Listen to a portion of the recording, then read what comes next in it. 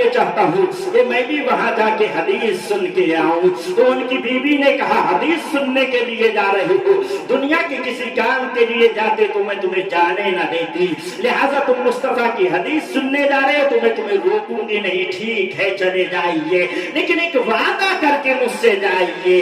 شوہر نے کہا اے میری بیوی کون سا وعدہ لینا چاہتی ہو, بولو کون سا وعدہ ہے. تب بیوی نے کہا تھا اے میرے شوہر وہاں حدیث سننے کے لیے جا رہے ہو چلے جائیے, لیکن جب وہاں سے واپس آؤ تو مصطفیٰ کی جو حدیث وہاں سن کے آؤ گے وعدہ کر کے جاؤ کہ ہمیں واپس آ کے تم کو حدیث ہمیں بھی سناؤ گے. الصلاۃ والسلام علیک یا حبیب اللہ, الصلاۃ والسلام علیک یا نبی اللہ, وعلی آلک وصحابک سیدی یا رسول اللہ صلی اللہ تعالی علیہ وسلم.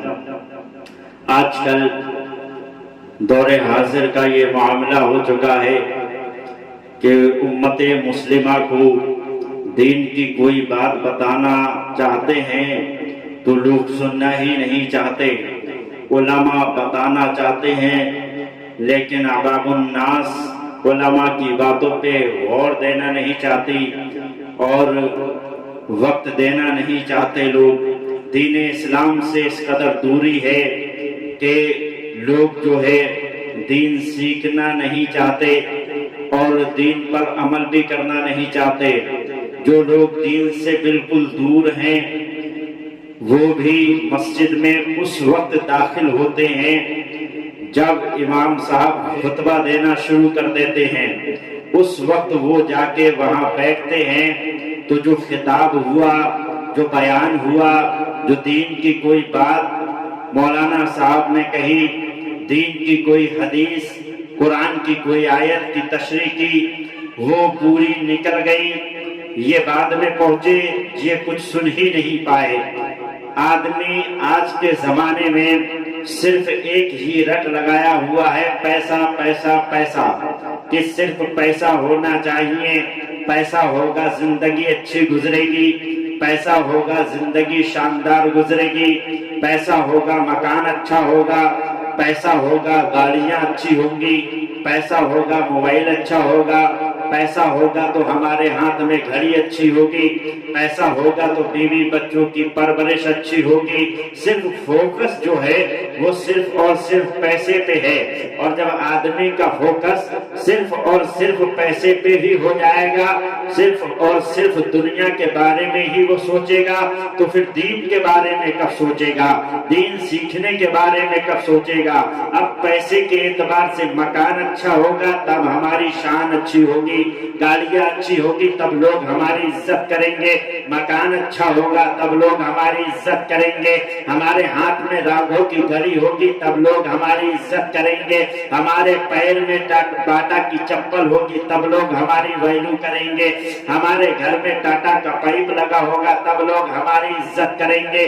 1000-2000 روپے کا جوتا پہن کے آدمی سیخیاں مارتا ہوا پھرتا ہے, آدمی جو ہے لوگوں کو جتاتا ہوا پھرتا ہے. یہ جوتا جو ہے روڈ سے اور فٹ پاتھ سے نہیں خریدا گیا ہے, بلکہ یہ جوتا جو ہے شو روم سے خریدا گیا ہے جس کی قیمت بہت اعلیٰ ہے. تم تو لینا بہت دور کی بات, شو روم پہ جا بھی نہیں سکتے. اپنی سیکھیاں بکھارتے ہوئے لوگ پھر رہے ہیں اور اپنے آپ کو نہ جانے کیا سمجھ رہے ہیں. دین سے دوری ہو گئی, علماء سے دوری ہو گئی. قرآن مجید گھر میں ہے لیکن کھولنے والا موجود نہیں. بیویاں قرآن لے کے آتی ہیں, قرآن پہ پھپوڑی آ گئی, کھولنے والا موجود نہیں. اب یہاں مکان اچھا ہے, بچے ہمارے شاندار زندگیاں گزار رہے ہیں, اور وہی بچے جب انہوں نے اپنے بچوں کو دنیا ہی دے دی اور دنیا کا ہی دین سکھا دیا اور دنیا کے بارے میں ہی بتایا ہے, دنیا کی لذتوں کے بارے میں اپنی اولاد کو سکھاتے ہوئے چلے جا رہے ہیں. علماء سے دوری کر دی, خود بھی علماء سے دور رہے, بچے بھی ان کے علماء سے دور رہے, خود بھی دین دین سے دور رہے، بچے بھی ان کے دین سے دور رہے۔ جب ان کا انتقال ہوا تو اب ان کے نماز جنازے کی جب اجازت لینے کے لیے مولوی صاحب نے کہا تھا، کہاں ہے ان کا بیٹا جو اجازت دے گا جس کے کہنے پہ میں نماز جنازہ پڑھاؤں؟ تو وہ وہاں دور کھڑا ہو کے کہتا ہے، ہاں پڑھا دیجئے، جس بچے کے لیے آپ نے اپنی زندگی خراب کی، جس بچے کے لیے آپ نے اللہ کے دین سے جو ہے منہ موڑا تھا، جس بچے کی زندگی بنانے کے لیے آپ نے دین مصطفیٰ سے اپنا منہ موڑ لیا تھا، جس بچے کی زندگی بنانے کے لیے آپ نے اپنی زندگی میں جو ہے کبھی اللہ کی عبادت نہ کی، جس بچے کو مکان دینے کی وجہ سے آپ نے اپنی زندگی میں کبھی سجدہ نہ کیا، جس بچے کو گالی دینے کی وجہ سے، محنتیں کرنے کی وجہ سے بچے کو گالی دوں گا تو پھر محنت اتنی کی کہ محنت کرتے کرتے آپ نے کبھی اللہ کا ذکر نہ کیا، بچے کی زندگی بنانے کے لیے آپ نے کبھی قرآن کھول کے نہ دیکھا، بچے کی زندگی بنانے کے لیے آپ نے کبھی اللہ کے لیے سجدہ نہ کیا، بچے کو گاڑی اور بنگلہ دینے کے لیے آپ نے کبھی مصطفیٰ پہ درود پاک نہ پڑھا، تو وہی بچہ جس کو آپ نے صرف دنیا ہی دی ہے، وہی بچہ جب آپ کا انتقال ہوتا ہے وہ دور کھڑا ہوا نظر آتا ہے۔ آپ جب مر جاتے ہیں تو آپ کی قبر پہ جانے کو وہ تیار نہیں ہوتا ہے، آپ کی قبر پہ جا کے وہ فاتحہ پڑھنے کے لیے تیار نہیں ہوتا ہے، آپ کی قبر پہ جانے کے بعد میں وہ قرآن کی کوئی آیت پڑھنا نہیں جانتا، اور اللہ ماشاءاللہ اگر وہ پہنچ بھی گیا تو صرف ہاتھ مل کے چلا آئے گا اور کچھ پڑھے گا نہیں۔ مجھے بتائیے جب وہ کچھ کہے گا نہیں، کچھ قرآن کی آیت پڑھے گا نہیں تو ثواب ملے گا کہاں سے؟ لہذا ضروری یہ ہے علماء سے جو دوری ہے اس کو علماء سے قریب ہو جائیے، اپنے بچوں کو دین بھی سکھائیے، دنیا بھی سکھائیے۔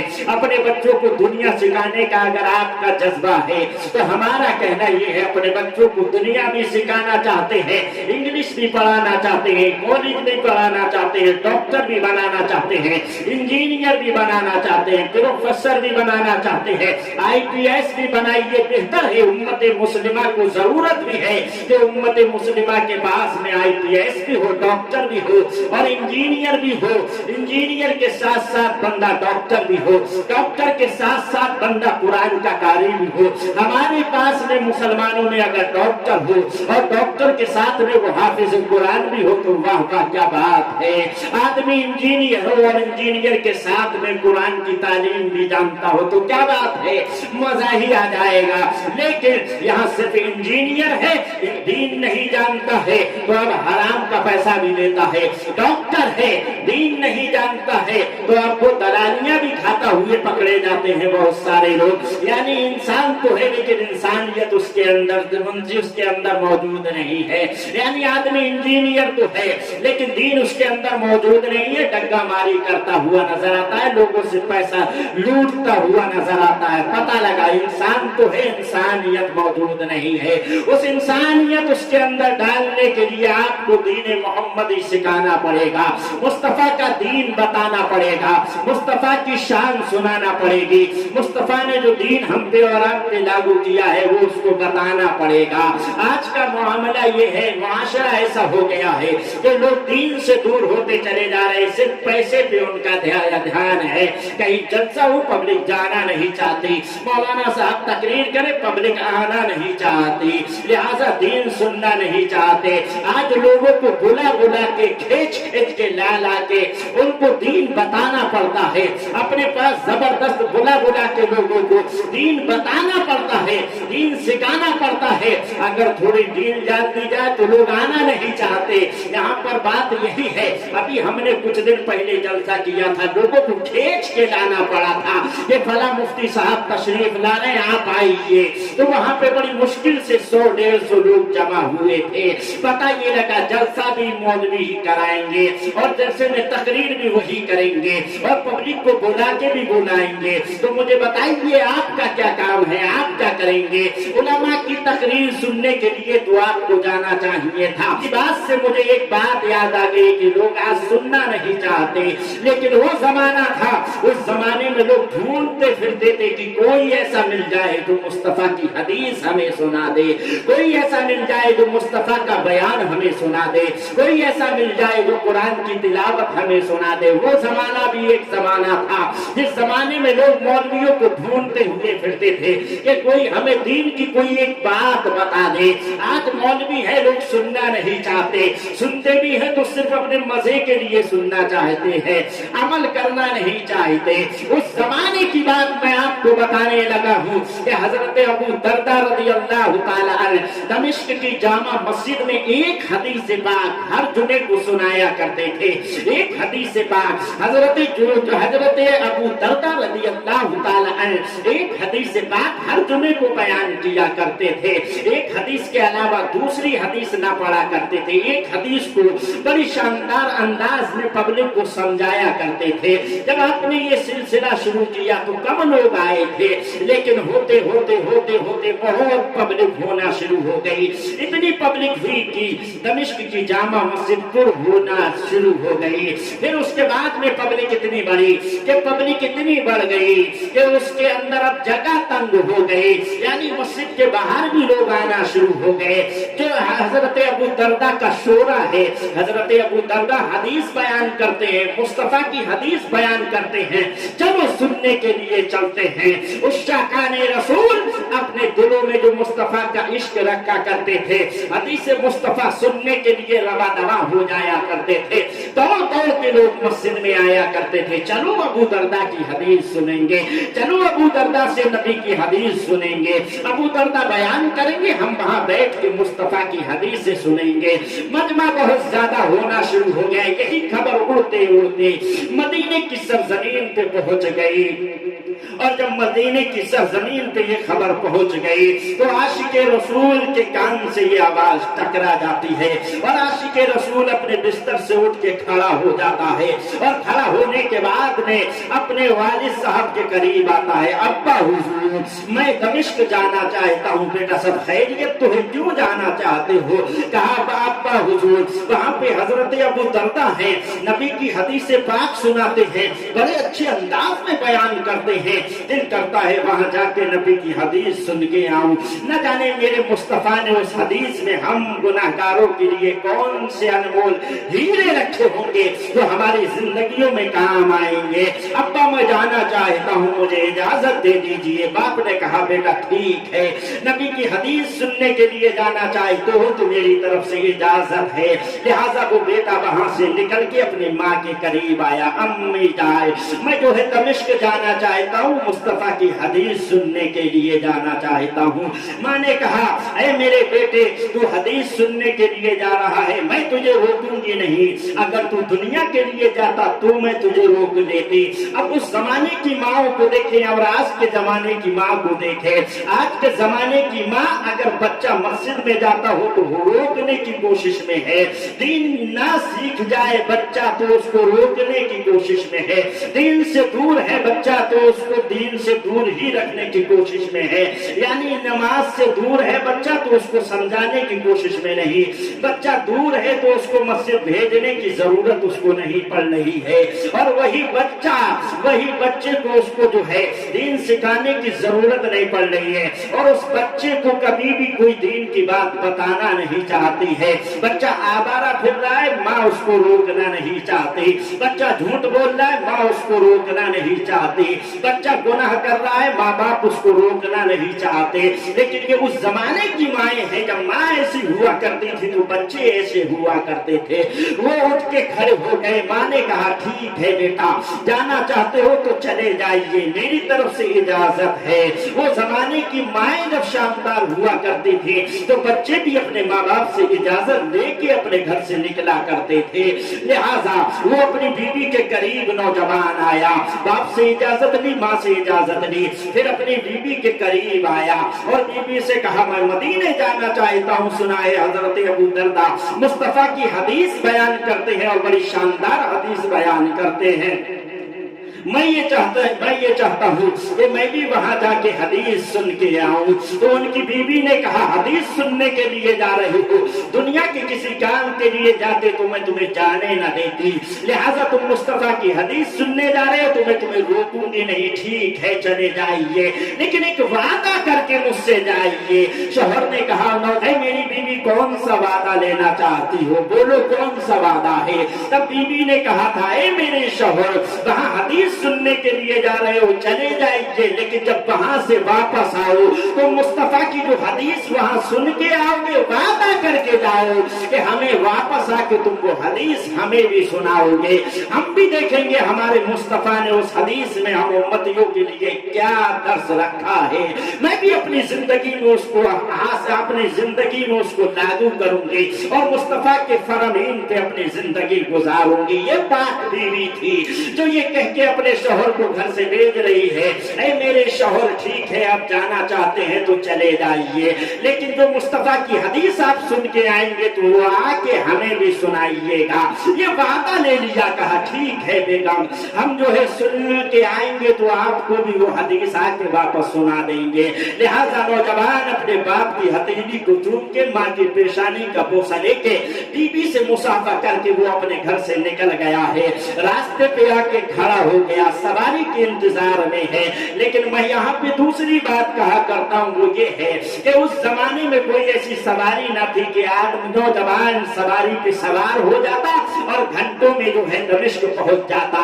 तेज रफ्तार घोड़े थे, गधे थे, खच्चर थे, उन पे सवार हुआ करते थे लोग। उस जमाने में ट्रेन न थी, प्लेन न थी, कोई हमारी मोटरसाइकिल न थी जिसपे वो नौजवान सवार होता और सवार होके दमिश्क पहुंच जाता। घंटों का सफर मिनटों में करके प्लेन के जरिए मदीने से दमिश्क पहुंच जाता। नाना मेरे दोस्त, ऐ मेरे दोस्त, ऐसी कोई सवारी न थी जो वो जल्दी से पहुंच जाता। अपने घर से बाहर निकल के खड़ा हो गया, इंतजार इस चीज का है कि कोई सवारी आए मैं उस पर सवार हो जाऊं। घंटों हो गए खड़े खड़े, कोई सवारी नहीं आई तो नौजवान अपने घर से हदीस मुस्तफा सुनने के शौक में अपने घर से पैदल निकला है और पैदल निकल के मदीने से चलना शुरू हो गया। हाँ, सवारी मिलती तो सवारी पे सवार हो जाता, जहां तक वो तो सवारी उतार देती वहां से फिर पैदल रवा दवा हो जाता था। सफर की जो है दिक्कतें सऊबतें झेलता हुआ नौजवान चला जा रहा है, आज चला जा रहा है, गर्म हवाओं को झेलता हुआ, तपिश की गर्मी को झेलता हुआ, आंधी और तूफान को झेलता हुआ नौजवान बढ़ता हुआ चला जा रहा है। उस नौजवान को कोई रोकने वाला नहीं है, न उसको गर्मी रोक रही है, न उसको जो है गर्म हवाएं रोक रही है, न उसको जमीन की तपिश रोक रही है, न उसको आसमान के सूरज की गर्मी रोक रही है, न सवारी मिलने का गम उसको रोक रहा है। दिल में जब इश्क होता है मुस्तफा का तो गर्म हवाएं कुछ नहीं करती है। दिल में जब इश्क होता है मुस्तफा का तो सूरज की गर्मी कुछ नहीं किया करती है। दिल में जब इश्क होता है मुस्तफा का तो रेत की गरम रेत कुछ असर नहीं करती है। जब दिल में इश्क होता है मुस्तफा का तो गर्म हवाएं कुछ नहीं किया करती है। इसीलिए तो आला हजरत ने कहा था, आज ले उनकी पनाह, आज मदद मांग उनसे, आज ले उनकी पनाह, आज मदद मांग उनसे, कल न मानेंगे कियामत में अगर मान गया। आज मदद ले ले उनसे, आज मदद मांग ले उनसे, फिर मदद मांगने का तुझे वक्त नहीं मिलेगा। लिहाजा दिल में इश्क मुस्तफा होता है तो गर्मी असर नहीं करती, गर्म हवाएं असर नहीं करती। दीवाना चलता चला जा रहा है और चलते चलते चलते पहुंच गया दीवाना पहुंच गया दमिश्क की सरहदों सीमा पे। और सरहदों सीमा को पार करने के बाद जैसे ही दमिश्क के अंदर उसने कदम रखा है, लोग जमा मिल गए। लोगों से पूछा, मुझे बताइए वो मस्जिद कहाँ है, दमिश्क की जामा मस्जिद कहाँ है, जहाँ पर नबी का आशिक, नबी का सहाबी हजरत अबू दर्दा हदीस मुस्तफा सुनाया करते हैं। मैं हदीस मुस्तफा सुनना चाहता हूँ, जरा बताएंगे वो मस्जिद किधर है, वो दमिश्क की जामा मस्जिद किधर है। लोगों ने रास्ता बताया, दीवाना आगे चल दिया। दीवाना आगे पहुंचते पहुंचते दमिश्क की जामा मस्जिद में पहुंच जाता है। क्या देखा पहुंचने के बाद, तमाम लोग खड़े हुए हैं और दुआ के लिए सब हाथ उठाए हुए हैं। देखा दमिश्क की जामा मस्जिद की मिंबर पर हजरत अबू दर्दा खड़े हुए हैं और दुआ फरमा रहे हैं। लोग दुआ कर रहे हैं, लोग अपने घर की तरफ रवा दवा हो लिए हैं। एक ने रोता हुआ इनको देखा, रोता हुआ देख के पूछा, भाई क्यों रोते हो? تو دیوانے نے کہا تھا کہ میں رو اس لیے رہا ہوں، مصطفیٰ کی حدیث سننے کے لیے آیا تھا، لیکن جب یہاں پہنچا ہوں تو پتہ لگا ہے کہ حدیث سنا دی گئی ہے۔ اب حدیث سنا دی گئی ہے، نہ جانے اس حدیث میں میرے مصطفیٰ نے ہمارے لیے کیا پیغام رکھا ہوگا جو مجھ سے مس ہو گیا، نہ جانے مصطفیٰ میں انہیں اس حدیث میں کون سے ایسے انمول ہیرے رکھے ہوں گے جو ہماری زندگی میں ہمارے کام آ سکتے تھے، نہ جانے اس حدیث میں کون سا ہماری زندگی کا پہلو ہوگا جس پہ ہم عمل کرتے اور عمل کر کے حضور سرور کائنات صلی اللہ علیہ وسلم کا قرب حاصل کر لیتے، نہ جانے اس حدیث میں کون سی ایسی بات ہوگی جو میں سن نہ پایا، میرا دل تڑپ رہا ہے اس لیے میں رو رہا ہوں۔ حدیث سننے کے لیے آیا تھا لیکن حدیث تو مکمل ہو گئی ہے، اب میں کیا کروں؟ اتنا کہنا تھا، لوگ ادھر ادھر چلے گئے، کہا ٹھیک ہے، دل میں خیال آیا حدیث تو سن نہیں پایا، چلو حضرت ابو درداء کا ہی دیدار کر لیتے ہیں۔ رو رہے ہیں اور آگے کو بڑھتے چلے جا رہے ہیں۔ حضرت ابو درداء کی نگاہوں سے نگاہ ملی ہے، حضرت ابو درداء نے دیکھا ہے اور چہرے کا مطالعہ کیا ہے، اور حضرت ابو درداء نے ان کے کچھ کہنے سے پہلے ہی ارشاد فرمایا، اے نوجوان ذرا یہ تو بتا کیا تو مدینہ منورہ سے تشریف لایا ہے؟ اس نوجوان نے کہا تھا آپ کو کیسے پتا کہ میں مدینے سے تشریف لایا ہوں؟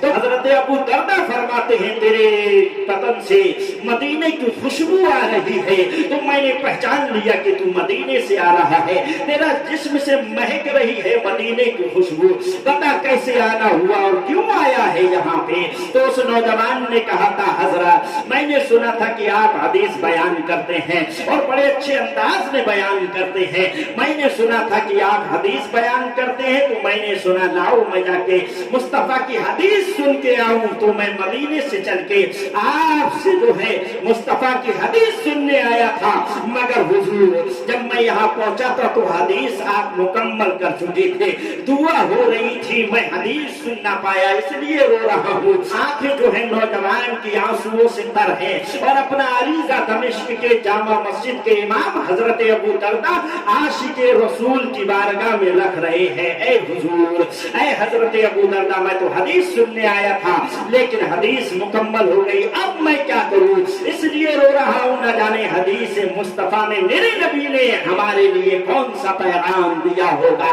حضرت ابو درداء نے اس کو اپنے سینے سے لگایا اور کچھ دیر اپنے سینے سے چمٹائے رکھا اور اپنے سینے سے ہٹانے کے بعد اس کے چہرے سے آنسوؤں کی لڑی کو پوچھا اور پوچھنے کے بعد نے فرمایا تھا، اے دیوانے نہ رو، اے مستانے نہ رو، اے دیوانے مت رو، اللہ رب العزت تجھے بھی وہی ثواب عطا فرمائے گا جو حدیث سننے والوں کو اللہ نے عطا فرمایا تھا۔ تیری نیت تھی حدیث سننے کی، اگرچہ تو سن نہ پایا لیکن اللہ تعالیٰ تجھے اسی کا ثواب عطا فرمائے گا۔ تو لہذا میں کہنا یہ چاہتا ہوں، اس زمانے کے لوگ حدیث سننے کے لیے اتنا لمبا سفر کیا کرتے تھے، مصطفیٰ کی ایک حدیث سننے کو مل جائے تو ہم اپنی زندگی کو کامیاب بنائیں۔ آج اللہ رب العزت ہم تمام کو توفیق عطا فرمائے کہ ہم بھی حدیث مصطفیٰ سے ایسی ہی محبت کریں جیسے اس دیوانے نے کی تھی۔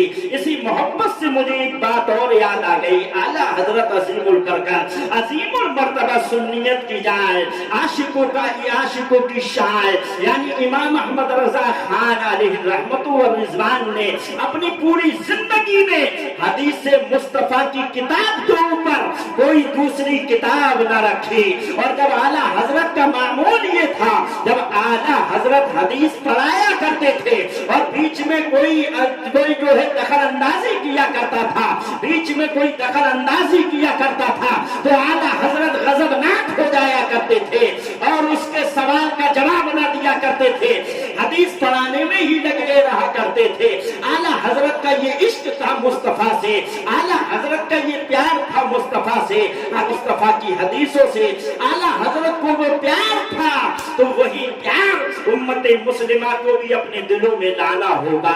आज हम जो परेशान हैं, आज हमारे ऊपर मुसीबतों के पहाड़ तोड़े जा रहे हैं, हमारे ऊपर जो है जुल्म के पहाड़ तोड़े जा रहे हैं, हर एतबार से हमको परेशान किया जा रहा है। लेकिन मेरे दोस्त, अगर आप चाहते हैं कि कामयाबी आपका मुकद्दर हो जाए तो नमाज छोड़ने से आपको कामयाबी नहीं मिलेगी, कुरान छोड़ के आपको कामयाबी नहीं मिलेगी, जिक्र छोड़ के आपको कामयाबी नहीं मिलेगी, मुस्तफा पे दुरूद पढ़ना छोड़कर आपको जो है कामयाबी नहीं मिलेगी, अल्लाह का जिक्र छोड़ के आपको कामयाबी नहीं मिल सकती, रोजा नमाज हज और ज़कात छोड़ के आपको जो है कामयाबी नहीं मिल सकती। कामयाबी पाना है तो कामयाबी के लिए अल्लाह का जिक्र करना पड़ेगा, अल्लाह की इबादत करना पड़ेगी, अल्लाह के लिए सजदा करना पड़ेगा, सुबह शाम अल्लाह की पाकी बयान करना पड़ेगी और अल्लाह के जिक्र के साथ साथ मोहम्मद मुस्तफा सल्लल्लाहु अलैहि वसल्लम का भी जिक्र करना होगा।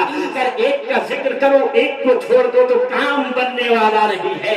काम जब ही बनेगा अल्लाह का भी जिक्र किया जाए, रसूलुल्लाह का भी जिक्र किया जाए। जब अल्लाह के रसूल का जिक्र किया जाता है तो अल्लाह भी उस बंदे का जिक्र करता है, अल्लाह भी आपका जिक्र करेगा। और मेरे दोस्त, अगर आप चाहते हैं कि कामयाबी आपका मुकद्दर बन जाए तो अल्लाह कुरान में फरमाता है, आपके ऊपर जो जुल्म के पहाड़ तोड़े जा रहे हैं, आपको जो परेशान किया जा रहा है, आपको जो मारा और पीटा जा रहा है, अगर आप ये चाहते हैं कि हम फिर से कामयाब हो जाएं तो उस कामयाबी के लिए अल्लाह फरमाता है, वला तहिनु वला तहज़नु व अंतुम अअलौना इन कुंतुम मोमिनीन। गम मत करो, परेशान मत हो, कामयाब तुम ही रहोगे, शर्त ये है पहले मोमिने कामिल हो जाओ।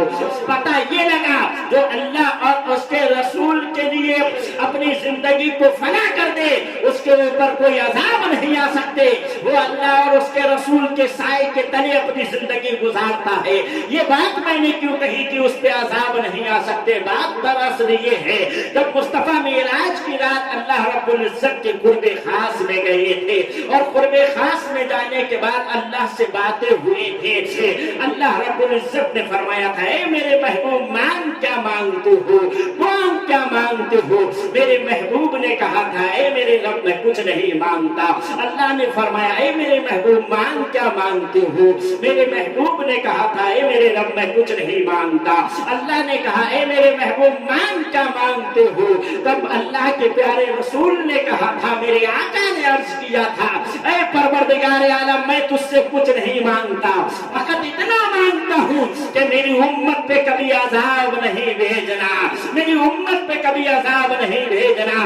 अल्लाह ने फरमाया था, ए मेरे महबूब तुझे एक साया दे रहा हूँ, जा जाके वो साया अपनी उम्मत को दे दे, मुझे अपनी किबरियाई की कसम मैं तेरी उम्मत पे कभी अज़ाब नाज़िल नहीं करूंगा। वो साया क्या है? वो साया नमाज है।